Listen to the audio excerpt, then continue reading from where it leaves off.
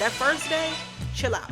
Spent 2 beautiful weeks in Peru, and here are 7 things I wish I knew beforehand.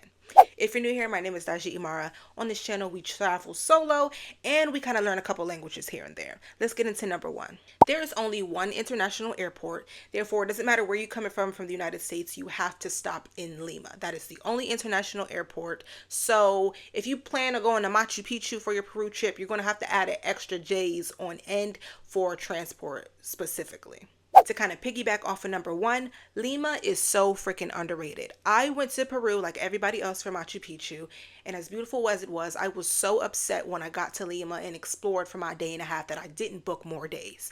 Make sure if you are booking a trip to Peru that you add Lima to your itinerary. I don't care what you do. It is not just a pit stop in Peru on your way to Machu Picchu. It's definitely worth exploring. The culture is amazing. The weather was like perfect in Lima, and the food was great. Like, come on now. Speaking of Machu Picchu, I don't care what nobody says. Machu Picchu is a 2-day minimum trip, and I am so happy I did that. What most people will end up doing is waking up one morning and taking their 4-hour journey to Machu Picchu, spend a little bit of time there, wait for their bus or train to go right back to Cusco because Machu Picchu is 4 hours outside of Cusco in a town called Aguascalientes.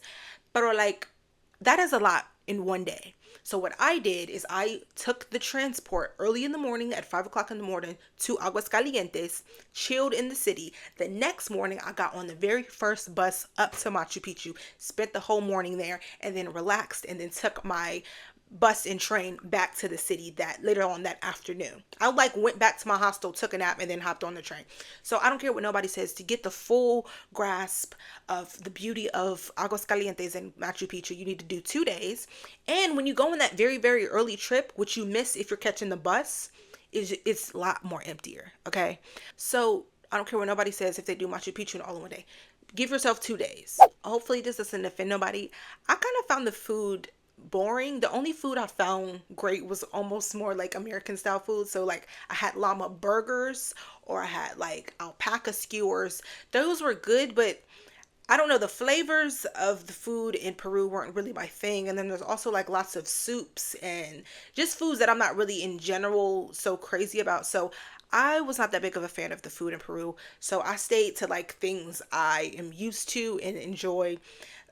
Yeah, but I'm not really a South American food person anyway. My favorite Latin food is always going to be Mexican food. That's just me though.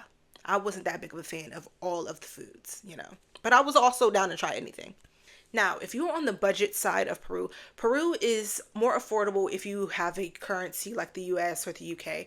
But if you're on the budget side, definitely have a lot of cash with you because the cheaper and more affordable like restaurants or if you want to get street food, there are also going to be a lot of cash handling and you don't want to get fees and things like that from using cards. So if you know you're going to be a budget traveler, bring more cash than you have cards because those budget places are going to want cash, okay?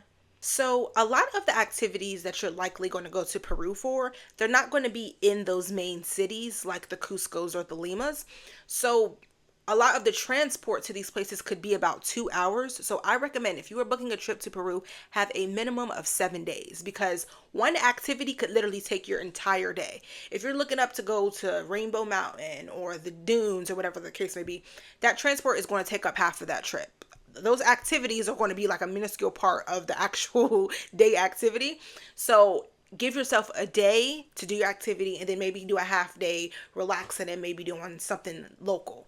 But I would say a minimum of 7 days. One, because like I said, you have to go to Lima first because that's the only international airport. And then all the activities are day trips. So I say if you don't get a minimum of 7 days, you might end up missing a whole lot of Peru. Number 7, if you're going to any northern city of Peru, give yourself that first day to chill out so that your body can adjust to the altitude.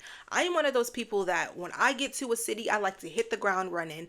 I don't like to waste any of my vacation time. So I'm usually that person that drops their bags off, take a quick shower, depending on how long the transport was, and hit the ground running. Like I'm out of there.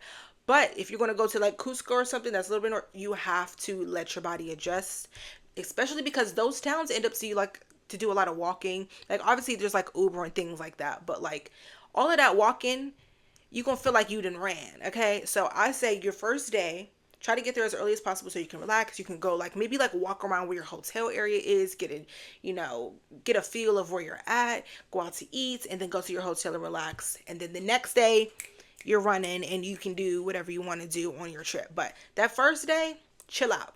Trust me. You're gonna want to do everything, but once you get off that plane and at altitude, hit your child. You're gonna be like, did I just run a marathon or something? Like, why am I out of breath? Okay. I'm telling you.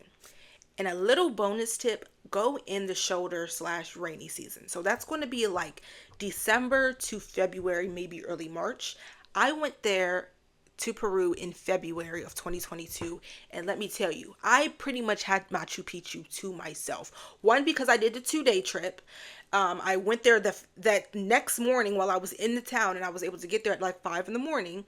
But also because I went a little bit like, after like they opened up because of the pandemic, because they were closed for a couple of months.